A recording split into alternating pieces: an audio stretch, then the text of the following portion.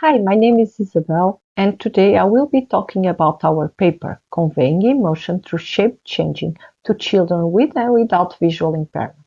This was done in collaboration with my amazing co-authors, Yuhan, Filipa, Guy, Hugo, and Anna, and we are from University of Lisbon and Cornell University. This work explores the shape emotional mapping in children with and without visual impairments, and we extend prior research by investigating the expressive capabilities of shape change and how children perceive it. Our work would like to inform future shape-changing devices that communicate through non-visual signals. What we know from human-computer interaction field is that there is an increased interest in shape changing as an effective interaction modality, leading to novel forms of engagement and emotional expression. Indeed, the use of static and dynamic textures embedded in interactive skins and by changing its shapes and movements allowed to use and convey emotions, for example, in robot skins. Shape changing is an exciting modality in terms of accessibility due to its haptic and nonverbal nature. It can be used similar for children with and without visual impairment, and that opens the opportunity to be used by them at the same time. We want to explore how do shape change map to emotions when considering children with and without visual impairment.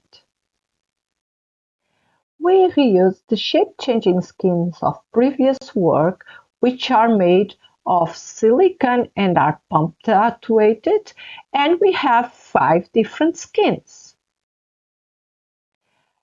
Our first skin is tentacles that can be displayed in dynamic or static mode, and it looks like lots of silicon-based hairs. The second texture is wrinkles. It's inspired in our wrinkles on our skin and can be rough or more smooth depending on the movement. We also displayed it in dynamic and static. Then the third shape is spikes, and we display it in dynamic and static mode, and we use hard tips to create more expression on the shape. Goosebumps, that it's kind of bubbles and can be displayed in both movements, dynamic and static. Concaves is a deflate bubble like a hole, and we also use it in dynamic and static modes.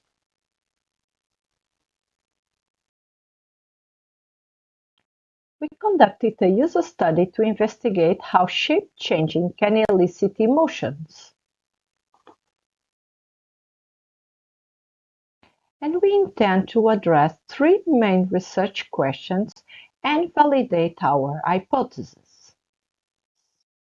The first research question is about which emotions do children map to which shape-changing stimuli, and our hypotheses are 3, that children consistently map stimuli to an emotion, different texture shapes map to different valences, and dynamic stimuli convey higher arousal levels. The second research question relates to the difference and similarities in shape emotion mapping between children with different visual abilities.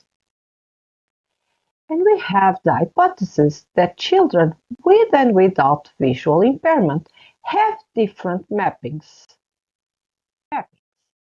The research question is about the children's rationale when we ask how they mapped and why they map it. So to answer, how do children classify shapes to emotions, we designed a user study in which shapes were hidden in a box, so no one saw them. And we asked children to map 10 different stimuli that I previously showed into 5 emotions: anger, fear, calm, happy, and sad. We conducted a within subject with 50 children, 26 of them with visual impairment. All children explore all the 10 conditions that are the shape movement combinations, and we present them in randomized order.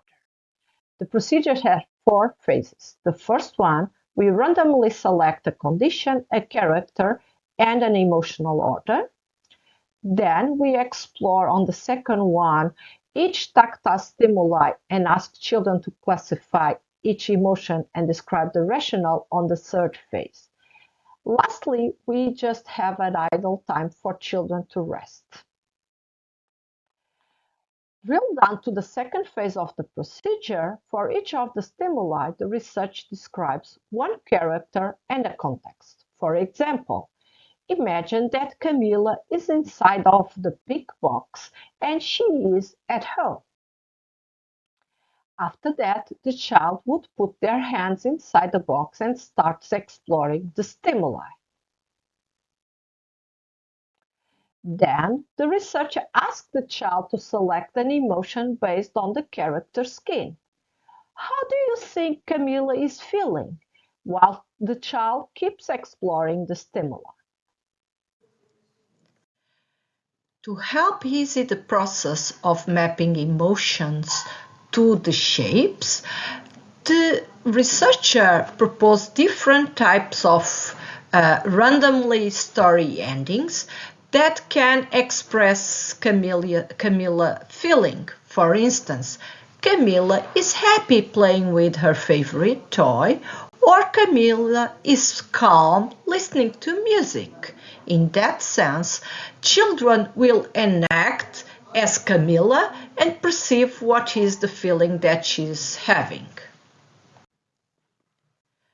Lastly, there is the classification phase where child selects a character emotion and describes their reasoning. For instance, I think she is with fear, or it looks like nails. And then we have some resting time to avoid tactile overload. In this study, we analyzed the tactile emotional mapping and children mapping strategies. Our emotions were mapped into valence and arousal values. Our findings explored the effect of visual acuity and the study conditions by changing shapes and movement.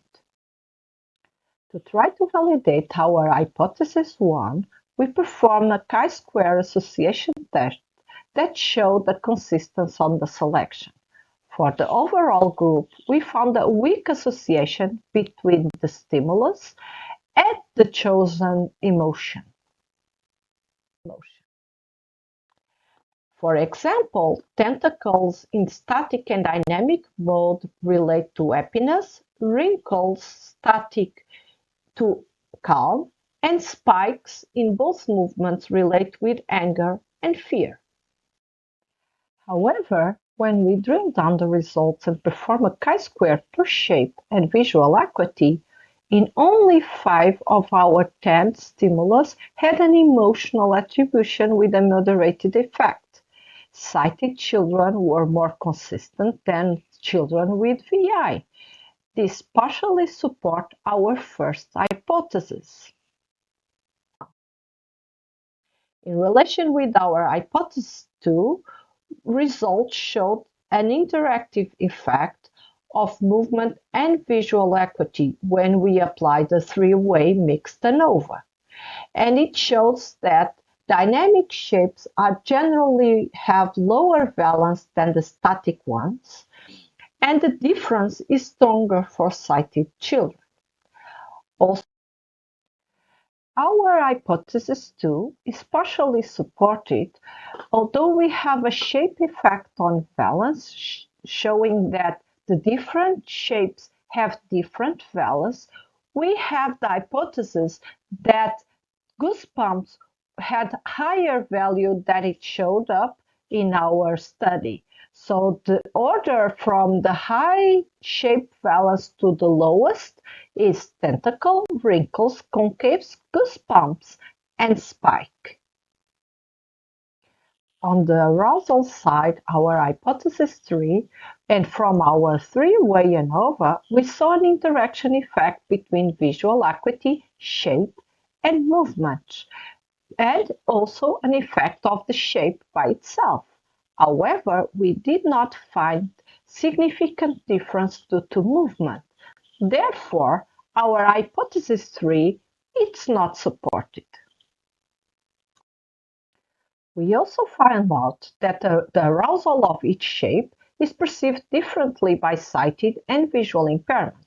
For instance, for tentacles, visual impairment tends to have or to give higher values of arousal to the dynamic mode, while sighted children typically use static mode as the highest level of arousal.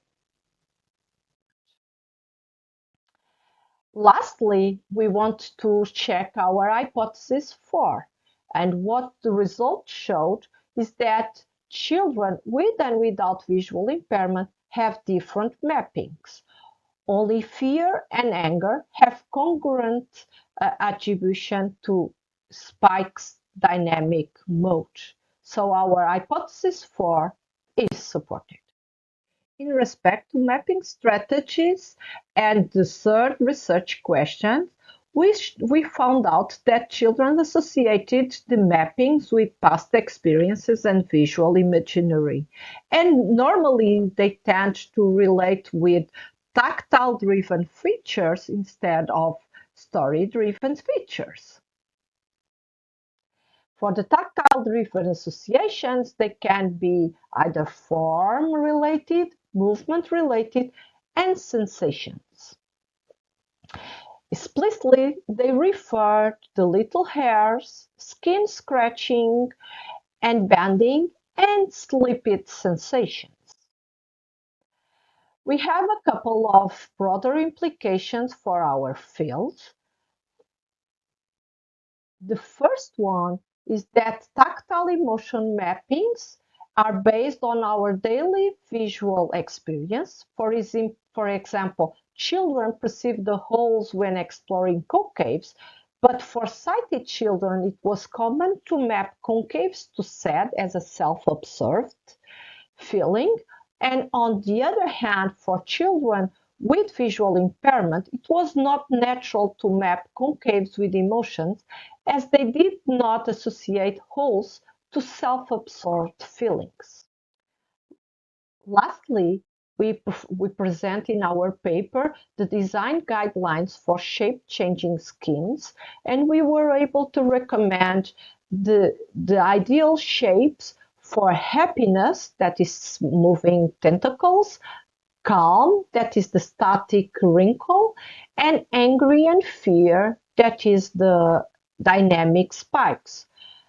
Additionally, we have a recommendation for individual use, for instance, sighted children exploring the textures, or visual impaired exploring the texture by themselves, and also what would be the best fit for both perceptions in mixed visual ability groups interactions.